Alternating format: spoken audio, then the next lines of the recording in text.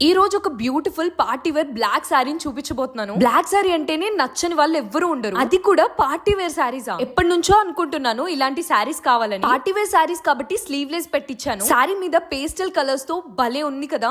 Gold and light pink తో అద్దిరిపోయాయి lines కూడా. Disco lights లోకి శారీ వేసుకుని వెళ్తే అందరి చూపు మన దిక్కే ఉంటుంది. బికాజ్ అక్కడ ఉన్న లైట్స్ కి మన శారీ ఫుల్ గా షైన్ అవుతుంది కాబట్టి. బ్లాక్ అంటేనే ప్రేమలో పడిపోతాము, అలాంటిది ఎంత బ్యూటిఫుల్ గా ఉందో చూడండి. నాకైతే చాలా బాగా నచ్చింది.